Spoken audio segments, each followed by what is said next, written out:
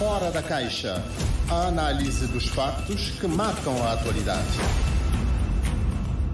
Às quintas-feiras é com muito gosto que recebemos Madalena Neves para olharmos para os assuntos, os temas, factos, acontecimentos que marcam a atualidade no país e além fronteiras. Madalena Neves, bom dia, obrigado pela disponibilidade, precisamente no dia em que arranca a COP28, a gerir a escassez de água em Cabo Verde deve ser o tema prioritário para o país, pelo menos é o que pensam ou que defendem as organizações de defesa do ambiente, que consideram que a gestão da água é um dos temas prioritários que Cabo Verde deve levar à Cimeira das Nações Unidas sobre o clima, COP28, a partir de hoje no Dubai. Cabo Verde é representado pelo Primeiro-Ministro, que, segundo uma nota do Governo, vai apresentar a sua visão do país e vai defender também os interesses do arquipélago em matéria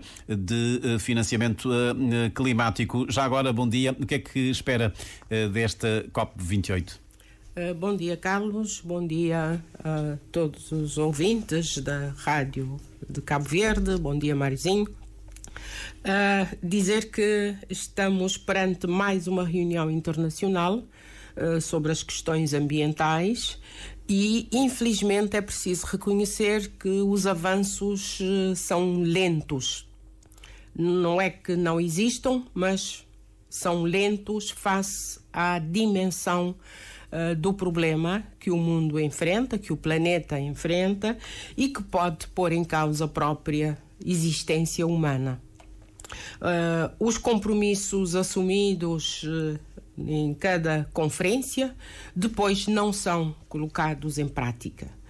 E também esta proximidade das reuniões, estarmos sempre a trazer novos compromissos que depois os países não incorporam na sua agenda nacional, particularmente a agenda legislativa, e ouvirmos muitos discursos e promessas. Este seria o primeiro aspecto que gostaria de sublinhar.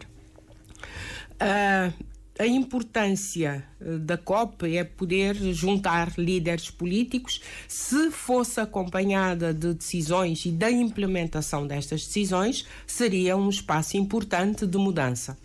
Mas, como disse, o ritmo de implementação é muito lento e muitos países até fazem descaso das decisões tomadas, particularmente quando se trata de mudar os modos de produção e mudar os modos de consumo, que é disso que estamos a falar essencialmente. O desafio, quanto a mim, não é apenas poder-se tratar este ou aquele tema, reconhecendo a importância da água, da escassez de água, para a produção, para a agricultura, para o desenvolvimento dos países. Eu penso que o desafio que se coloca ao mundo, ao planeta e a todas as entidades intervenientes é podermos analisar o ambiente como o recurso estratégico para o planeta, para as economias, para os países e para a humanidade. Enquanto não se conseguir isso, estaremos sempre com decisões parcelares, a trabalhar este ou aquele dossiê, esta ou aquela temática, mas sem esta perspectiva global que poderia conduzir a uma mudança efetiva das políticas, das medidas e dos instrumentos de implementação para resultados mais concretos e mais céleres, porque o tempo não está a jogar do lado da nossa equipa, da equipa dos humanos. O tempo está a jogar contra. Portanto, este aspecto tem de ser considerado. Portanto, e é esta mensagem também que acha que o Primeiro-Ministro deve levar para esta cimeira. Tem-se falado muito na questão ou na necessidade de se alterar o modelo de financiamento para os pequenos Estados insulares em desenvolvimento, o chamado Índice de Vulnerabilidade Multidimensional, que, enfim, está a ser discutido há muito tempo, mas não sei se há avanços ou não, mas de certeza que seria, de facto, uma lufada de ar fresco em matéria de financiamento para os CIDs. Para os pequenos estados insulares é fundamental que se possa ter uma abordagem diferenciada, porque são os mais expostos aos impactos das alterações climáticas e a ação climática deve incluir este aspecto. Mas para Cabo Verde em concreto, eu penso que ouvimos já as posições de organizações da sociedade civil. Há um aspecto fundamental que é poder-se envolver todos os intervenientes, porque falamos de desenvolvimento sustentável. Mas é uma crítica que fazem quase todos os anos, para a altura da COP, dizem que essas associações não foram envolvidas. Não é só a COP. Se Cabo Verde adotou um plano estratégico de desenvolvimento sustentável, o conceito sustentável inclui todos. Tem que ser um diálogo inclusivo com todos os intervenientes do setor público, privado, sociedade civil, e poder recolher os contributos, porque estas organizações estão a trazer um contributo fundamental. Dou-lhe um exemplo. O Primeiro-Ministro vai participar num evento paralelo sobre a questão da dívida. Vai assinar uma adenda com Portugal. Onde é que começou esta iniciativa? Já falamos sobre isso aqui. Começou na sociedade civil, que agora está a dar frutos. Através da Haddad. Pois foi subindo, com o envolvimento sempre do Ministério das Finanças, desde o início, mas a iniciativa veio de uma organização da sociedade civil. O trabalho que se está a fazer sobre a conservação, a valorização de todo o território, das áreas protegidas. Quem está à frente são essencialmente organizações da sociedade civil. Portanto, devem ser envolvidas e outros setores, porque o ambiente não é uma responsabilidade de um ministério.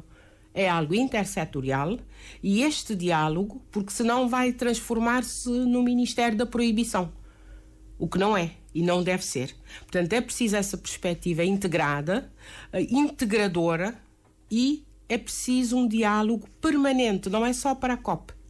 É permanente na definição e na implementação de políticas. As câmaras municipais deveriam estar também neste processo, participar ativamente, e não estamos a ver isso. Portanto, é preciso aqui uma inflexão e conseguir, de facto, envolver para que o ambiente possa ter o papel que deve ter no desenvolvimento e na formatação de políticas, porque não valorizamos, por isso, convenientemente, tudo aquilo que se pode valorizar em termos ambientais e promover esse património.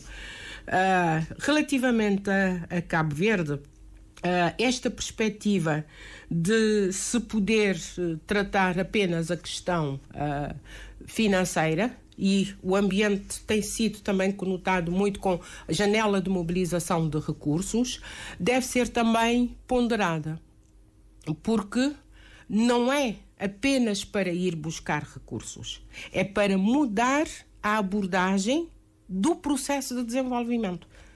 E, aí sim, ir-se buscar recursos para implementar esta nova abordagem. Portanto, aqui há uma nuance que penso que deve ser introduzida para se poder ter o ambiente, efetivamente, como recurso estratégico. Muito bem. Há uma ONG que fez referência ao papel do Presidente da República e... que é o patrono dos oceanos. E à implementação daquilo que se define.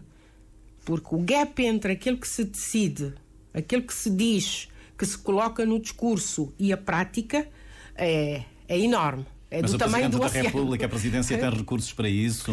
Não terá como no seu orçamento, mas sendo o patrono, tem possibilidade. Da União Africana dos Oceanos e é o champion também, tem que se cruzar essas duas valências, é o patrono da década de oceanos, mas é também o champion da União Africana para o património natural e cultural e natural. Portanto, aí tem duas janelas importantes de promover uma nova mudança, trazer uma nova mensagem e, sobretudo, conseguir que todos participem nesse movimento e que haja efetivamente a concretização desses objetivos, das linhas de atuação do país, e o papel de Cabo Verde nos insulares, porque já desempenhou um papel importante no passado. Recentemente foram realizadas aqui reuniões importantes também, e há todo o envolvimento de Cabo Verde na formatação desse índice multidimensional de vulnerabilidade, que é importante. Vamos avançando então, temos outros temas. Há mais um assunto que está a suscitar, a provocar uma troca de argumentos entre o MPD e o PAICV, tudo por causa do chumbo de proposta de lei de bases do Orçamento Municipal. Isso aconteceu na passada sexta-feira, já à noite, por volta das 10 da noite. Bom, o MPD veio acusar ou responsabilizar o PICV pelo chumbo. O PICV responde dizendo que, enfim, o partido que suporta o governo não está a contar toda a verdade em relação a este processo, e o presidente da Associação Nacional dos Municípios veio ontem dizer que o chumbo deste diploma inviabiliza todas as reformas, sobretudo o regime financeiro para as autarquias. O que é que retém dessa polémica, no fundo, dessa troca de argumentos entre os PICV e o MPD em relação ao chumbo deste diploma? Voltamos à questão institucional e à forma como os processos estão a ser conduzidos. É mais um resultado de processos de negociação, de construção de consensos, quanto a mim, portanto, na minha opinião, que são conduzidos de forma deficiente, porque os municípios, todo o quadro legal para os municípios constituem uma matéria importante para Cabo Verde. Somos ilhas, temos já geograficamente e naturalmente uma definição descentralizada, mas é preciso consubstanciar e concluir este processo de reforma. Portanto, se há conhecimento e há indicação de que há divergências, não é através de um processo de votação que se vai conseguir construir uma solução duradoura, uma solução que sirva a todas as partes. Portanto, é preciso capacidade de negociação. Eventualmente, há necessidade, quer do Parlamento... Quem é que deve liderar esse processo de negociação? Quem está a propor. Normalmente, o Governo sim. Naturalmente, é o Ministro da Coesão Territorial. É o proponente, é uma decisão que resulta do Parlamento, mas tem que haver negociação, tem que haver um processo de construção de soluções de consenso. Não conheço os meandros de todo esse processo, vem-se arrastando já há algum tempo, mas não é tomando uma decisão de força, agora vamos votar, que se vai conseguir mudar posições que, à partida, já se sabia que eram divergentes. Portanto, eventualmente, e o Parlamento Estamos a falar de uma matéria que requer, digamos, uma maioria reforçada, de 2/3. Exatamente. E o Parlamento, existe sempre a alternativa de suspender a iniciativa até se conseguir uma solução que satisfaça e que responda a esse desafio, que é a modernização de todo o quadro municipal e a criação de um quadro legal que permita o avanço, que permita dar passos em frente. E de todos os lados ouvimos, quer dos partidos com a representação parlamentar, que se está perante uma proposta que pode conduzir a isso. Portanto, a condução do processo, a negociação e a construção de consensos poderia criar este quadro, mas falhou-se, mais uma vez. Portanto, aqui penso que haverá, eventualmente, necessidade de algum investimento, como em outras áreas, e iremos ver isso noutros dossiês mais à frente, de criação de uma capacidade nas instituições para a negociação. a criação de um quadro de diálogo, porque a democracia é isso também. É cedência de parte a parte, é aprender a ouvir o outro, a incorporar a sua opinião. E o presidente da NMCV veio expressar a sua frustração e tristeza porque disse que esta iniciativa já tinha sido consensualizada com os municípios, cerca de 21 municípios, aliás, 21 municípios deram o seu aval, digamos, a esta proposta de lei. Enfim, fez alguma diplomacia, mas o que é certo é que a iniciativa não passou. Sim, mas há aspectos onde não havia consenso. E acho que não havia consenso desde o início.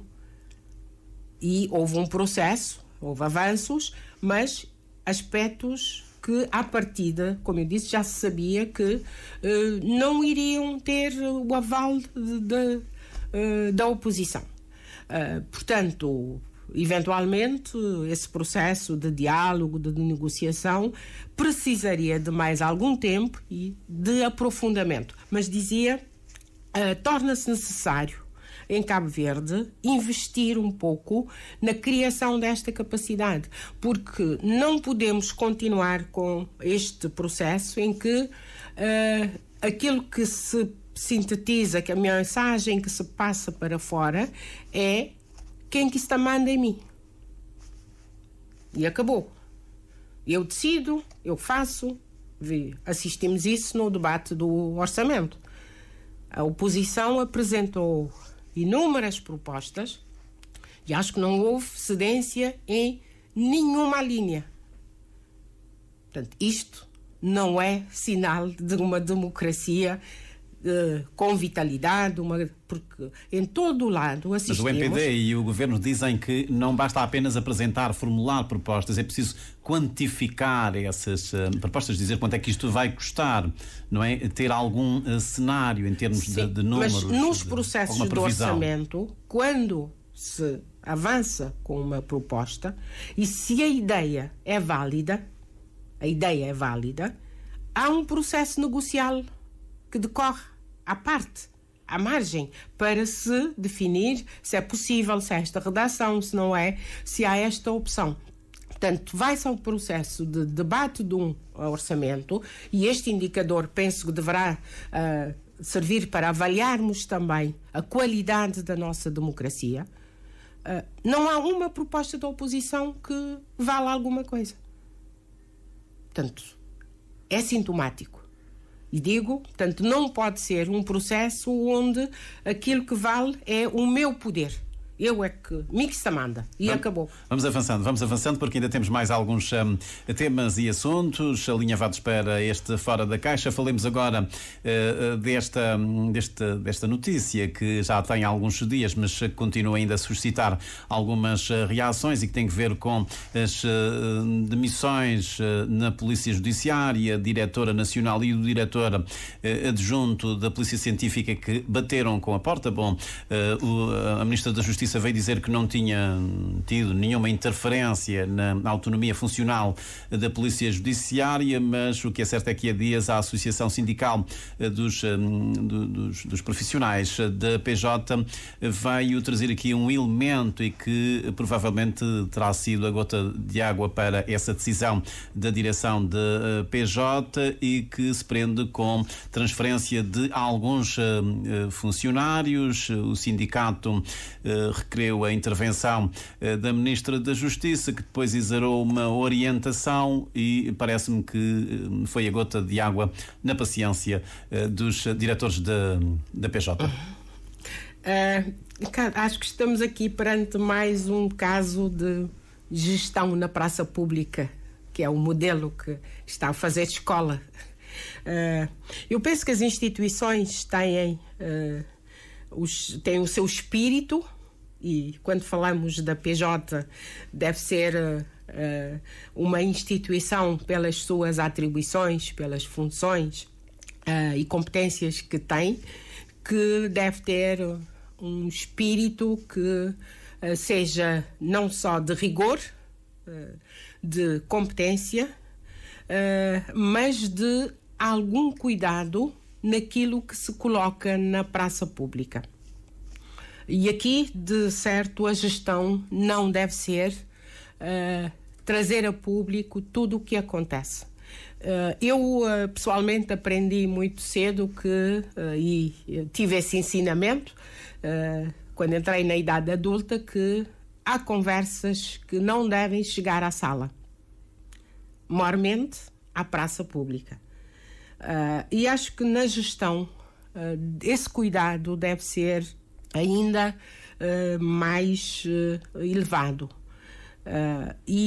Porque não abona a favor da instituição. Mas há alguma interferência da Ministra da Justiça? Não sei se há interferência. O que eu posso dizer é que há perfis de gestão que tendem a estar presentes em tudo. E temos assistido isso um pouco no perfil de gestão e de governação da senhora Ministra da Justiça. Mas se um diretor de uma instituição, no caso como PJ, com estas responsabilidades, não tem competências, não tem margem de manobra para transferir funcionários, tem que depender da autorização ou do aval, digamos, de tutela, digamos que é um grau zero de autonomia e de poder. Sim, aqui seria entrar em pormenores que, bom, não temos todas as informações, mas o que eu penso é que a gestão e a decisão quanto à escolha de responsáveis deve também ser rodeada de algum cuidado. Porque quem escolhe, quem convida, é neste caso, a governante. Portanto, quando vem o sindicato dizer que a pessoa escolhida, a equipa escolhida não tem competências, não se está a avaliar apenas quem saiu ou quem pediu demissão. Está-se a avaliar também quem escolheu. Portanto, claro, deixar a função é normal, porque é a função, não é a profissão. Portanto, aí entra, sai-se, aceita-se, não se aceita, adequa-se, não se adequa. Mas quem escolhe também é responsável pela sua escolha. E, portanto, aqui temos uma avaliação que é mais global, não é só quem saiu. Mas eu insisto neste aspecto da necessidade de se cuidar da forma como alguns aspectos de gestão, de governação, são trazidos com conferências de imprensa. É preciso algum cuidado, porque aquilo que se está a passar, a imagem que se está a passar é de fragilidade. Fragilidade de um sistema, como eu disse, que deve ser um sistema de rigor, de competência e de respeito pela lei. Porque se coloca em causa que alguém que está à frente de uma instituição, como a PJ, não tem domínio da lei e de uma lei simples, que é a gestão dos recursos humanos, então vai mal este país. Portanto, são estes os comentários que gostaria de fazer sobre este aspecto. Antes falou na questão dessa capacidade, desse déficit. Nós, quer dizer, o país, digamos, os atores, os decisores têm de se porem de acordo, de sentarem, de chegarem a algum consenso em relação a matérias importantes. Na semana passada também instalou, e ainda esta semana, a polémica sobre a candidatura dos escritos de Amílcar Cabral à memória do mundo da Unesco, agora com todas as posições, os esclarecimentos. A Madalena Neves ficou mais esclarecida? Falhou alguma coisa ou falhou o diálogo? Eu vou falar com Madalena Neves porque, pelas responsabilidades que tenho na Fundação, portanto não posso me posicionar e aproveitar deste espaço para falar em nome da Fundação. Mas, Madalena Neves, eu gostaria de dizer que já passou o tempo em que o provérbio conhecido, as palavras levam-nas o vento, fazia lei, fazia escola. Hoje em dia isso já não é. No mundo digital fica lá. E quando se está em funções de governação, o cuidado deve ser redobrado e há limites que não devem ser ultrapassados. Pode-se dizer que se respeita o presidente da Fundação, que se respeita muito e tem-se a memória do patrono, mas foi dito, O que é que foi dito já agora? Houve a acusação de deslealdade intelectual. É grave e fica registado qualquer dia daqui a 100 anos, e agora com a inteligência artificial, pode ir buscar, trazer com a voz de quem proferiu esta acusação. Até porque estas declarações foram proferidas numa agência internacional, na Lusa. Portanto, foram retomadas por vários órgãos nacionais e internacionais. E na véspera da celebração do centenário de Amílcar Cabral, que já se disse aqui, e no mundo inteiro, programas, valorização, promoção do pensamento, inclusive a Unesco.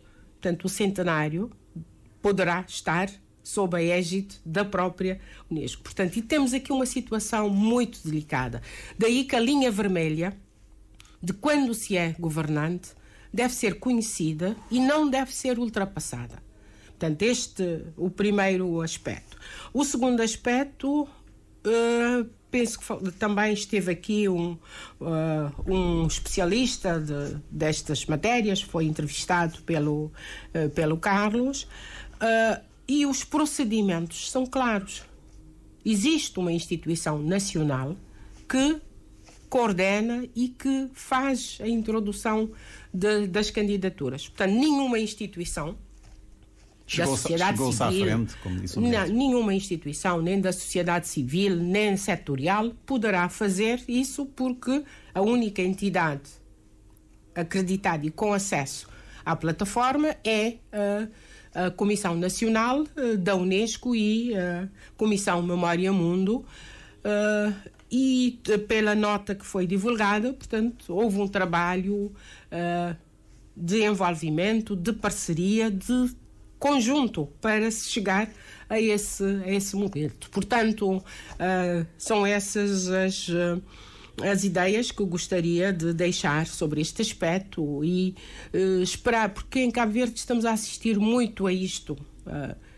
Vem-se à praça pública, fazem-se declarações. O Ministro da Cultura ficou melindrado porque, em princípio, devia ser ele, o Ministério, a anunciar o depósito dessa candidatura? Não farei comentários sobre isso, apenas dizer que, quando se é governante, há determinados limites que devem ser respeitados e, sobretudo, quando falamos de Cabral, então estes limites devem ser ainda maiores. Estamos praticamente no final desta Fora da Caixa. Tem aqui algumas notas, por exemplo, a questão dos 16 dias de ativismo está na estrada, e esta campanha, no fundo, de sensibilização e de prevenção à violência contra as mulheres, mas há outras notas e temos pouco tempo. Sim, 16 dias de ativismo. Aqui o foco central é a violência contra as mulheres, mas a abordagem deve ser global. Ativismo, o envolvimento das comunidades, a educação, a preparação também dos intervenientes e de toda a rede para esse combate, que continua a ser um desafio grande, não só para Cabo Verde, para o mundo, e estamos a ver um recrudescimento de situações de violência, feminicídios, e é preciso toda a sociedade estar engajada, e a capacitação, mas a educação de rapazes e raparigas, desde a escola, desde a tenridade, para esta mudança de comportamento. Portanto, ainda há vários dias, há iniciativas que estão a decorrer, mas esta mensagem nova de uma postura diferente na sociedade e para irmos reduzindo do ICEG, esta mancha. Desde 2018 a esta parte já morreram 20 mulheres por conta de violência doméstica ou violência baseada no género. Exato. E aí a necessidade de se repensar as mensagens e a educação que se está a transmitir. Portanto, e estes dias devem criar espaço para isso, poder-se mudar eventualmente as abordagens em termos de preparação dos jovens e das jovens para este mundo novo, onde a mulher tem uma postura diferente. Mas é preciso preparar também os rapazes e para esta nova era. E a terminar mesmo, hoje temos jogo da seleção feminina. Seleção feminina, queria deixar também esta mensagem de força e esperar que tenham bons resultados, mas deixar uma mensagem de felicitações ao Germano Almeida, que foi homenageado em São Vicente, e uma mensagem de pesar. Não conseguimos a semana passada pela perda da Sara Tavares, mas esta mensagem sentida em silêncio pela Sara. Madalena Neves, no Fora da Caixa, chegamos também ao fim deste Bom Dia Cabo Verde, última edição para este mês de novembro.